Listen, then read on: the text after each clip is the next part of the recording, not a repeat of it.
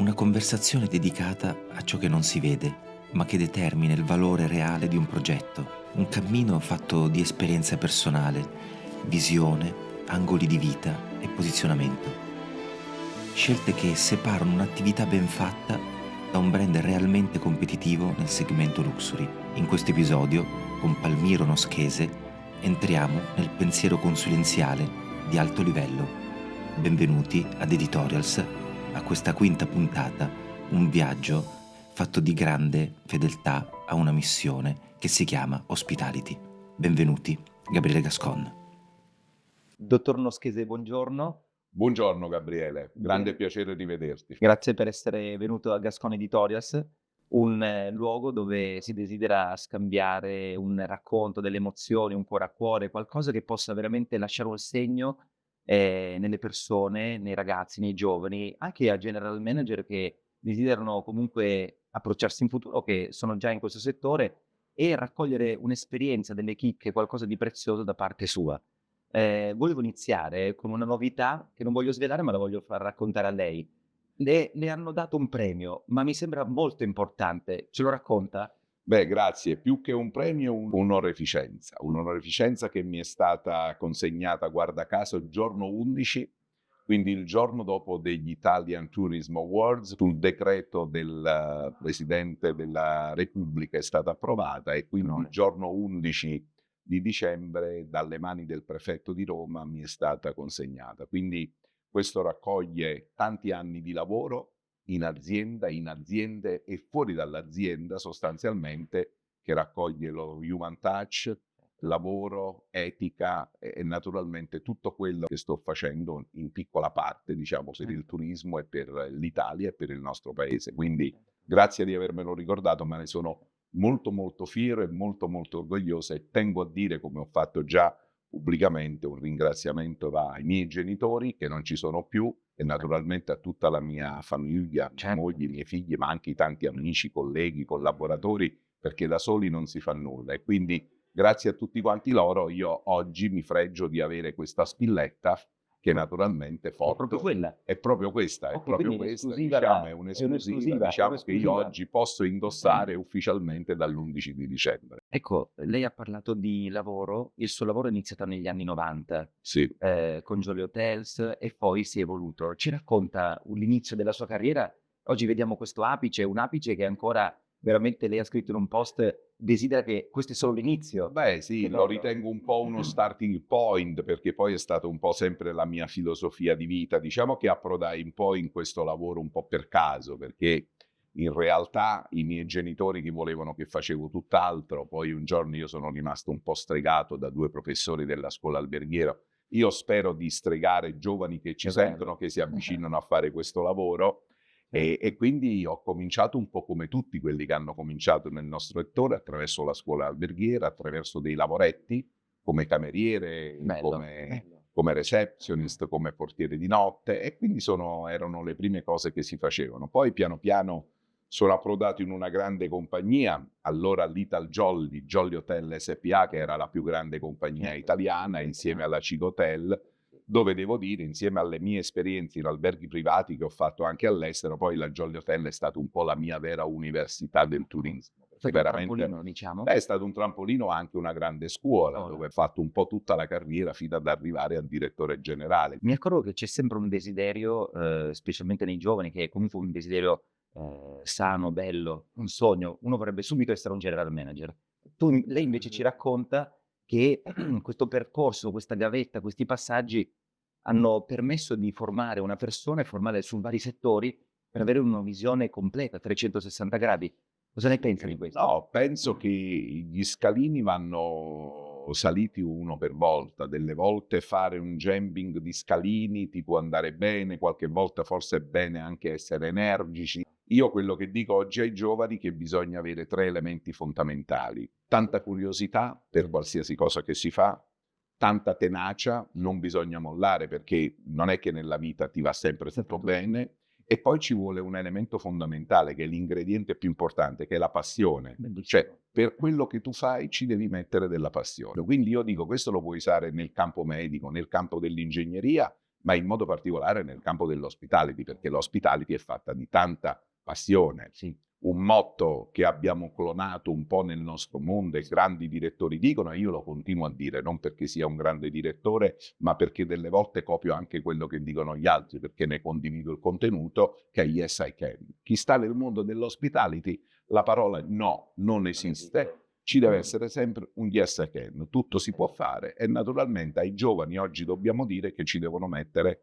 tanta passione, perché poi verranno anche tante soddisfazioni. Bellissima questa cosa, la passione è veramente un condimento prezioso, è Molto. una linfa e soprattutto anima e permette di mettere delle radici per spiccare un grande volo, secondo me. Esattamente. E cos'è cambiato nel momento in cui lei è passato da, come dire, figura comunque che si è evoluta nel percorso a GM, quindi dall'altro lato, diciamo, del tavolo un po', che poi magari a volte si dice questo tavolo non c'è, però accade un passaggio, c'è un momento Sì, sì. che ti mette davanti a delle sfide anche personali. Guardi, è stato uno jumping in questo caso abbastanza importante.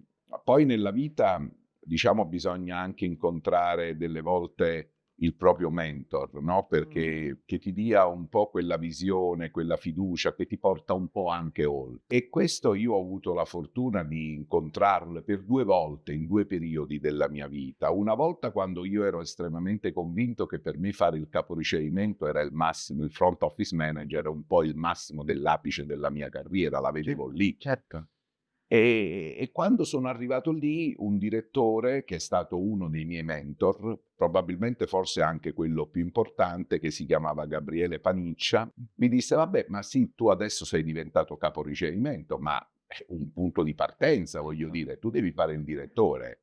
E lui quando m'ha detto 'sta cosa, la direttore era cioè non era una roba, quindi certo, alla tua domanda rispondo che un po' mi impauriva, non ero convinto di poter fare una roba del genere e quindi lavorando, diciamo, seriamente e formandomi continuamente e guardando poco l'orologio, ma guardando molto il cliente, sostanzialmente poi sono andato anche un po' oltre quelle che erano le mie aspettative, sono diventato prima vice direttore e poi dopo qualche anno sono approdato anche alla direzione. E quando sono approdato alla direzione mi sono reso conto che in realtà poi a quel punto non ero io più che dovevo, tra virgolette, avere un riferimento, ma tutti gli altri avevano me come riferimento. Questo è stato un passaggio molto Questo è stato un prezioso. passaggio più importante, Certo. perché prima tu andavi a chiedere al tuo direttore, quando poi tu diventi direttore tutti vengono a chiedere praticamente a te, quindi il ruolo cambia sostanzialmente. Certo. La cosa che mi ha colpito molto è che, questo mentor, che oggi lo sei anche tu, poi dopo praticamente ci hai Sì, raccontato, come sì. dire, ha espanso un sogno. Esattamente, sì, lui ha fatto esplodere L'ha proprio fatto questo sogno, esplodere. sì. Quindi oggi, quanto è importante, la tua figura come anche mentor, ecco, tu sei un consulente oggi, Sì, sei sì, sì, consulente sì. di grandi brand, quindi Sì, come dire, sì, magari sì, ci sì. racconterai Sì, qualcosa, però è veramente diventi un mentor per clienti, investitori sì, sì, sì. e, persone che si vogliono approcciare nel mondo dell'hospitality, ma anche per giovani futuri GM. Questo discorso di mentor che quando io l'ho vissuto come mentee, perché all'epoca ero un mentee, Certo. ma in realtà oggi questa terminologia la conosco bene, ma quando parlo io, per me era il mio direttore che puntava su di me e io ero un suo allievo, un suo discepolo, Bellissimo. all'epoca si Sì, diceva, sì, no? sì. Oggi noi con EMA, l'European Hotel Manager Association, di cui io faccio parte di più di 20 anni e sono anche nel comitato istituzioni, quindi un po' all'interno, diciamo, uno dei senior, diciamo, un po' nel board, possiamo dire, è stato da miei colleghi fatto un progetto di mentor e mentee. E naturalmente io sono diventato anche mentor ufficiale, quindi io seguo diversi futuri general manager che sono dei mentee, dove mettiamo a disposizione il nostro know-how, io lo metto con loro e devo dire cerco di fare che quel mio direttore aveva fatto in maniera probabilmente non in maniera così strutturata come lo facciamo oggi, ma lui lo faceva in una maniera spontanea, ma devo dire che lui ci riuscì Ci molto bene. riusciva. E lui, diciamo, ancora prima che passasse a miglior vita, mi disse una volta: tu sei stato il mio miglior prodotto. Che Quindi bello. lui lo sentiva Bellissimo. proprio come dire, no, dice, Certo. sono io Sono io, praticamente, certo. sono io che... E quindi io spero che anche questi giovani che io ho seguito e sto seguendo e anche naturalmente i miei clienti, quando molte volte gli faccio da Assolutamente. mentor, credo che risulta esserci una grande soddisfazione, almeno spero che lo sia, però guardando i fatti mi sembra che poi persone che ho seguito, ne ho tanti che ne ho seguiti nella mia carriera professionale, sia col gruppo Villa d'Este, sia con Meliá Hotel International e sia anche con Jolly Hotel, che oggi sono dei general manager e lavoravano con me, alcuni dei quali li ho presi come stagista, apprendisti, e oggi diciamo ricoprono ruoli dove gestiscono persone. Quindi probabilmente un piccolo seme l'ho lanciato anche io, poi io dico sempre naturalmente poi ognuno ci deve mettere la Il sua suo parte. fuoco deve metterlo poi Esattamente, personalmente, bisogna accendere il motore e farlo andare. così. Ma che bella questa cosa. Mi ha colpito molto, il tema anche che mi hai parlato di EMA, ecco. È un'associazione amicale, ho conosciuto varie figure bellissime, da lì vedo questa gentilezza che c'è tra di voi e questa amicizia anche. Ma, ci racconti un pochettino di questo scambio che avviene tra voi GM senior, come veramente questa amicizia, tra voi GM, prende effettivo riscontro, ecco, tra di voi. Guarda, la parola amicizia è proprio quella giusta. Devo dire che ci sono sempre scambi di idee, best practice che vengono messe a disposizione degli altri colleghi, ma anche progetti concreti. Noi nel nostro piccolo cerchiamo di andare a colmare quelle piccole aree, cerchiamo di essere innovatori e dare un contributo a noi stessi e un po' a tutta la comunità che ci segue. Quindi viva l'EMA. Viva l'EMA, giusto, esatto. Io vedo proprio che in EMA, e poi passiamo alla prossima curiosità che mi è venuta in mente mentre raccontava, ecco, della sua vita. È come se comunque c'è un rigore nel mondo dell'hospitality. Comunque anche il dress code esprime un segnale, ecco, racconta qualcosa, ecco. In EMA vedo questo concetto di amicizia, è come se in quel momento ci si togliesse la cravatta e si sbottonasse un bottone e ci si apre un po', ci si Un po' racconta. così. Siamo molto dedicati al lavoro, ma perché un po' tutti noi lo facciamo con grande passione e naturalmente anche questo look and feel, no, che mostriamo a livello di eleganza, delle volte, no, Sì. esce questa amicizia. Però l'eleganza oggi non è più nella giacca e cravatta, non è più nell'apparire o nell'apparenza. Io credo che la gentilezza si vede più in quei momenti che non nel momento quando va tutto bene, Tutto perché bene. quando va tutto bene è molto facile Vero. celebrare. Certo. Invece credo che le persone che hanno visione, che hanno grande leadership, si vedono nei momenti dove le cose non vanno Non bene. vanno Allora bene. lì bisogna, come Sì. dire, metterci del Certo, proprio per certo. fare quegli step. E noi in EMA Bellissimo. credo che questo lo cerchiamo di interpretare nel migliore Sì. dei modi. Il dottor Noschese, io so che lei ha scritto un libro che è uno sguardo rivolto ai più piccoli, alle persone speciali. Ci racconta qualcosa? Sì, sicuramente sì. Beh, durante il Covid, si poteva fare poco. Io nel tempo avevo accumulato tutta una serie di idee, di informazioni, di appunti, e ho detto: "Qual miglior momento per scrivere i segreti dell'ospitalità, come diventare un manager a 6 stelle". Certo. E quindi mi sono messo a lavorare, ho trovato una casa editrice che mi ha dato la possibilità di farlo e naturalmente ho scritto questo libro per 2 motivi. Uno per dedicarlo a mio padre, che era da poco scomparso, e allora gliel'ho voluto dedicare a lui. E l'altra cosa perché mi piaceva fare questo libro per lasciare qualcosa ai giovani Certo. delle scuole alberghiere. Quindi diciamo questo libro è rivolto molto ai giovani che devono intraprendere questo lavoro. Certo. E in modo particolare poi, scrivendo il libro, siccome io avevo seguito dei progetti sociali nella mia carriera con Meliá Hotel International, di cui uno dove è rimasto molto importante, sia per l'IPD, l'Associazione Italiana Persone Down, sia per la compagnia stessa, ma sia per le altre compagnie, perché questo progetto ha aperto proprio una breccia, diciamo, nell'ambito del sociale. Questo libro ha avuto un duplice significato.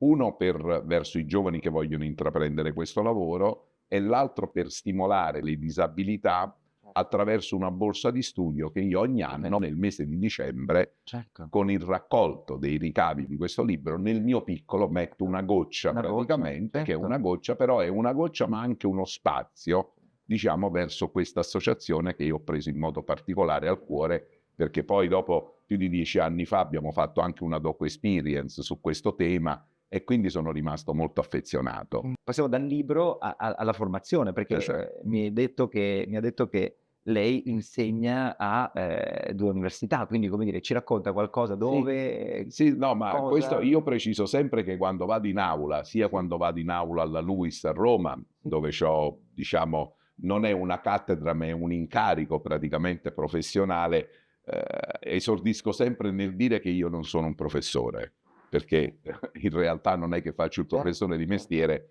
ma sono, diciamo, un portatore di esperienze. Quindi lo faccio sia con la LUISS a Roma, sì, e poi proprio ieri ho incominciato anche con la Marangoni a Milano, perché la Marangoni è una università importantissima sul fashion design, assolutamente. sulla moda, che ha aperto anche una divisione dell'hospitality, e io mi freggio praticamente di essere uno del corpo docente, praticamente. Ho Spettacolo. cominciato proprio ieri facendo la prima docenza di 3 ore sul business plan dell'azienda alberghiera. No, pensa un po'. Last not least, poi sempre Sì, in ambito di formazione, sono membro anche del consiglio di amministrazione della Scuola Italiana dell'Ospitalità. Lì è un questo qui è incarico, un incarico è un veramente incarico, esclusivo. sì, è un incarico, diciamo, lì non Sì, insegno, ma sono okay, nel board okay. praticamente della, Certo. della scuola. Quindi, diciamo, Però in questo mi realtà fa pensare che la formazione è è importante, quindi io dico importantissima. ai giovani di Certo, studiare, perché non è certo, solo con le competenze, ma si deve ma anche si deve studiare. studiare e si deve continuare naturalmente Certo. a fare una formazione continua. Io lo Continua. continuo a fare personalmente. Bellissimo, bellissima questa cosa.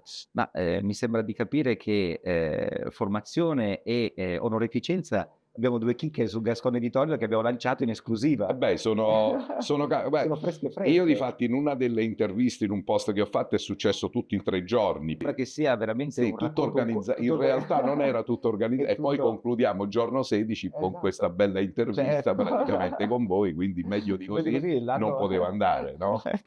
che gentile, Concludiamo in grande. In bellezza, bellezza, esatto, concludiamo in concludiamo in bellezza, bellezza. concludiamo in bellezza. Stupendo, no guarda veramente che onore questi passaggi, veramente si vede, come dire, un apice, una cima che hai raggiunto, che ha raggiunto, e questa cosa qui fa veramente rivolgere lo sguardo verso il cielo, verso le stelle. Questo è veramente qualcosa che fa emozionare, fa sentire vivo questo anche settore, la persona stessa, ecco, Sì. come dire. Quindi è un lavoro che non finirà mai fondamentalmente. No, assolutamente no, io lo dico sempre, ma non è tanto per dirlo, ma almeno nella mia filosofia di vita, nella filosofia che cerco di trasmettere anche ai miei figli. Io ho 3 ragazzi molto in gamba, dico sempre: voi non dovete mai sedervi su quello che avete fatto, Certo. perché quello che hai fatto è un qualche cosa di passato, e il passato deve rimanere, no? Sono i pilastri, Sì, ma dovete continuamente guardare al futuro. Non è che quando tu raggiungi una cosa, vabbè, adesso bene, abbiamo fatto, no. abbiamo finito, No, io stop. incomincio a pensare: ma che cosa devo fare adesso? Cioè, che Certo. mi devo inventare? Quali sono i prossimi obiettivi? Parliamo di Meliá, un brand, così che lei ha visto crescere, Eh sì, in modo esplosivo, un brand così interessante, così curioso, frizzante nel panorama internazionale direi, un'evoluzione incredibile. Lei è stato parte di questa evoluzione. Su Milano ha creato la prima, sì, edizione del Meliá. sì, sì. Quindi veramente in ambito internazionale è stato più che preziosa la sua figura per un Beh, rilancio. penso proprio di sì, perché 17 anni della mia vita trascorsi intensamente 24 ore al giorno, 365 giorni all'anno, naturalmente sono un ricordo molto molto importante. Certo. E poi quando io giro per l'Italia e vedo delle strutture Meliá in giro, dico: Il cuore bene, batte. ho messo anch'io un mattoncino praticamente, e Mattoncino. devo dire che il cuore batte, perché comunque, Certo. voglio dire, insieme a un grande team e a un grande direzione generale di Palma de Mallorca c'è stato sempre un grande appoggio e una grande fiducia che mi ha riposto, che io ho saputo veramente sfruttare bene e interpretare un ruolo del presidente della compagnia, che era quella di guardare sempre oltre, al fine di realizzare una grande compagnia in Italia, la Meliá Hotel International, con diversi brand nel segmento lusso, Sì. da Milano a Roma, da Genova a Capri, con nuovi progetti in Sicilia. Durante il percorso della mia carriera, diciamo che è venuto dopo la Meliá International, ho incontrato Generali Real Estate che in parte già conoscevo, dove insieme a loro e grazie praticamente al management sono ancora tuttora uno dei loro, diciamo, advisor, diciamo, sul fondo di investimento degli alberghi, naturalmente curando tutta quella che è la parte della selection operator, tutta la parte di nuovi progetti, nuovi investimenti. Quindi mi sono un po' reinventato da operation, sono passato sul business development, più sulla parte real estate, più sulla parte financial, con queste aziende importanti sostanzialmente, non l'ultima anche il gruppo Sogemi, stiamo facendo un albergo ai mercati generali, un albergo mid-scale. Quindi diciamo in questi 5 anni ho fatto tante cose e anche quando le elenco me ne vengono in mente altre decine da fare, quindi è diventata una mia attività e naturalmente mi chiedo sempre, considerato che ormai sono passati circa 5 anni, quali saranno i prossimi clienti per i prossimi 5 anni e quindi sicuramente avremo delle bellissime novità, delle bellissime notizie perché c'è tantissimo da fare.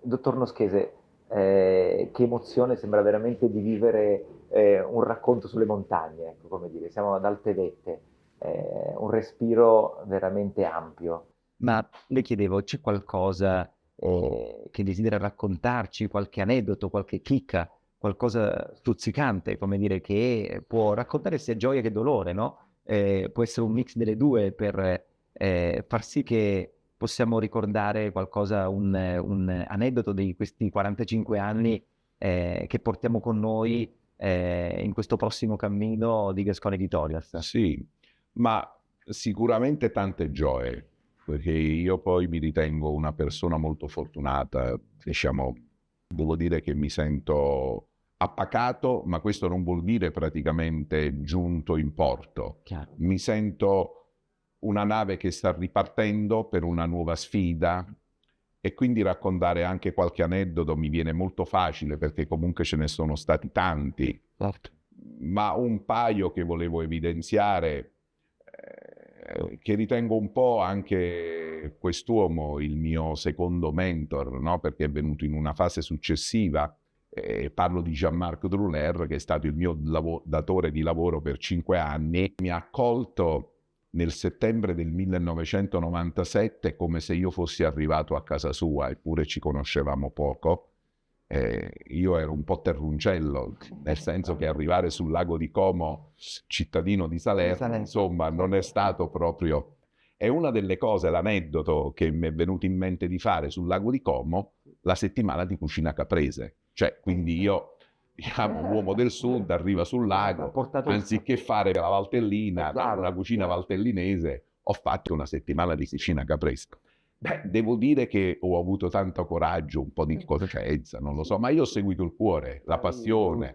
Devo dire che è stato un successo. Un successo trepidante, certo. Dove ho avuto riconoscimenti anche dalla città e dove per 7 giorni il ristorante è stato pieno, lunch e dinner, tutti venivano a mangiare praticamente lì. Sono stati 5 anni bellissimi, diciamo, sono nati i miei primi 2 figli. Beh, diciamo che il dottor Druller che mi va di nominare per me è stato una persona che mi ha fatto capire che cos'era il lusso. Era un po' tutto, nel mondo degli alberghi era un po' tutto lusso, no? Non riuscivo a fare delle decodificazioni. E lui praticamente mi faceva intendere la difesa del marchio, la difesa del brand, la confidenzialità con gli ospiti, il modo di porsi. Veramente era un uomo che con una leadership gentile, senza nessuna imposizione, ti convinceva attraverso le sue parole di quello che bisognava fare.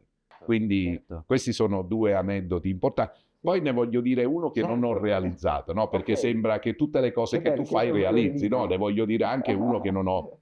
Diciamo che io ho avuto la fortuna durante l'Expo di aver conosciuto la famiglia Bocelli, no? E quindi conoscere per me la famiglia Bocelli che alloggiavano da noi è stato un grande onore. Dice, guarda, ci sono i signori Bocelli che la cercano. Ma i signori Bocelli che cercano, a me mi è sembrata una roba... Dice sì, ma è successo, io pensavo è successo qualcosa. No, dice la vogliono salutare. Un atto di gentilezza. Un atto di gentilezza. E lì ho capito ancora una volta che delle persone così importanti, così questa gentilezza di salutarti praticamente sia Veronica, la moglie di Andrea, sia Andrea. Devo dire che anche con loro siamo diventati amici, c'è una stima profonda, però una cosa non l'ho realizzata, perché quando io ho conosciuto il signor Bocelli, e lui c'ha il problema di vista come è evidente, e io in quel progetto avevo finito da poco il progetto con i ragazzi Down, stavo lavorando su un progetto di fare una camera per non vedenti. E allora io quella sera sostanzialmente ho chiesto: signor Bocelli, ma perché non mi dà una mano? Ah, dice, ma magari è una cosa, è anche una mia... Come ti posso essere aiuto? All'epoca noi stavamo parlando con della tecnologia, con dei sensori. Ecco, è un progetto che a distanza di 10 anni, ancora oggi dico, non sono riuscito, nonostante la disponibilità, non sono riuscito a fare l'esecution di questo progetto. Però adesso che me l'hai fatto venire in mente, probabilmente può essere un nuovo starting point. Beh, l'abbiamo riscoperta oggi. L'abbiamo riscoperto. E confidiamo che al prossimo racconto magari Chi lo qualche sa, passo riprendiamo il fatto. discorso. Ecco, noi saremo dalla tua parte, quindi avanti su questo, Grazie. certo. Bello. Parlerei, perché l'hai accennato più volte, del mondo dell'hospitality come casa. Non dimentichiamo che un hotel è una macchina complessa, parliamo di tantissimo personale, figure che comunque hanno tante dinamiche diverse, ordini, è un'industria. Cioè non è una semplice attività. Essere GM di un hotel vuol dire essere parte di una macchina, di un'industria. La parola industria è la parola giusta, perché rappresenta il 13% del prodotto interno lordo. Certo. In turismo in Italia ci sono circa 6 milioni di persone che ruotano intorno al turismo, senza calcolare poi tutti gli indotti, quindi è un'industria vera e propria che non viene ancora percepita come tale. Quindi gestire centinaia, migliaia e milioni di clienti durante l'anno, ma anche di clienti interni, di collaboratori, è diventata una prassi sempre più difficile. Io nella mia vita ho fatto tanti errori, tanti altri ne continuerò a fare. Credo praticamente e spero che chi mi giudica sostanzialmente sappia vedere anche tutte le cose buone e non solo le cosette che semmai tu potevi fare diversamente. Quelle sono capitate, e poi l'importante è che poi dagli errori si riesce anche a imparare e cercare di fare meglio. Però il rapporto con lo human capital, quindi cliente interno, cliente esterno, credo che sia una delle cose più delicate che oggi ci sono sul mercato. Se un giovane volesse candidarsi per seguire i tuoi passi, cosa cercheresti in lui o in loro per dire ok, vieni con me e via che si va verso una nuova avventura? Beh, la prima cosa che cercherei è la positività, l'ottimismo. Capire che ci credi, è una cosa che vuoi fare, che non ti abbatti davanti al primo ostacolo, che quando vedi quel muro dici io quel muro lo guardo ma lo butto giù. Cioè non c'è... Bellissimo. Guarda, questo io quando ero in azienda, che avevo più occasione di confrontarmi, semmai gli uffici HR venivano da me e dicevano abbiamo visto, ci convince, ma lo vuole vedere anche lei? Io molte volte dicevo ma l'avete visto già voi? Vabbè, dico 30 secondi, giusto, se no sembrava una cosa troppo lunga. Ma i miei colloqui, le mie interview duravano 1 o 2 minuti al massimo, perché già era stato fatto tutto, se no sembrava una ripetizione. Chiaro. E io la domanda che facevo era sempre la stessa, no? Bene o male facevo sempre la domanda: ma nel momento in cui tu vieni assunto, ma da grande che cosa vuoi fare? E per me questa risposta che ricevevo, percepivo sostanzialmente, diciamo, se lui era un futuro direttore oppure no, ma non perché semmai mi diceva una domanda scontata voglio fare il direttore, no? Ma dal tipo di domanda, dal tipo di sensibilità che in quel momento io capivo, o almeno provavo a capire se questa persona era la persona giusta. E devo dire che molte volte sostanzialmente andava in questa direzione. Erano poi persone che avevano, diciamo, quel piglio di far carriera, di andare avanti. Però voglio anche dire che un giovane non è che la carriera deve essere obbligatoria, no, se no diventa una medicina come l'antibiotico. Io devo fare per forza carriera, assolutamente no, non è obbligatorio. Io dico però che nel momento in cui tu decidi di percorrere una carriera di un certo tipo, devi essere anche consapevole che tu devi fare dei sacrifici. Se tu decidi di fare l'impiegato delle poste o un impiegato amministrativo o un ruolo, diciamo, è un'altra cosa, fai meno sacrifici. Naturalmente poi tu non devi guardare quello là che va a mangiare la pizza 3 volte a settimana, dice però io ci vado solo una volta, perché quello là ha fatto più sacrifici, semmai ha una capacità di spesa un po' più alta e probabilmente può fare il weekend in più. Io questo lo dico sempre ai miei figli, quando mi dicono però papà tu ne fai di viaggi? Certo, io ne faccio dei viaggi, ma io lavoro 24 ore al giorno, 365 giorni all'anno. La cosa importante è che non ci si deve stancare. Cioè, nel senso che se tu lo fai con grande passione, con grande voglia, allora uno dice, ma io in questo momento, con te Gabriele qua, in questo studio, sto lavorando o mi sto divertendo? Certo. Io personalmente mi sto divertendo, quindi non sto lavorando. Certo, alla fine di questa giornata dirò che ho lavorato 24 ore, però se io queste 2 ore che abbiamo passato insieme mi sto divertendo, non posso dire che stavo lavorando. Certo. E quindi è un cocktail, no? È un cocktail sostanzialmente che la devi vivere così. L'importante è che quando ti svegli la mattina devi sempre ringraziare il Signore che stai bene di salute e poi dopo in qualche modo i problemi si risolvono, in qualche modo le cose diciamo vanno avanti e perché la vita è bella, poi in fondo bisogna viverla tutta, no? Bello, la vita è bella, è stato molto bello essere qui accanto a lei, è stato veramente un racconto, un cammino, abbiamo visto KPI, storie, abbiamo visto quelli che sono aneddoti, abbiamo visto moniti verso i giovani, verso le persone, qualsiasi tipo di persona. Abbiamo visto un amicale, abbiamo raccontato tante cose che veramente mi hanno fatto crescere, devo dire. Penso che questo qua sia un cammino che fa crescere, ecco, sono 2 ore vissute in modo denso, ecco, come dire. E questo secondo me è quello che permette alla quotidianità di dire ha avuto un senso.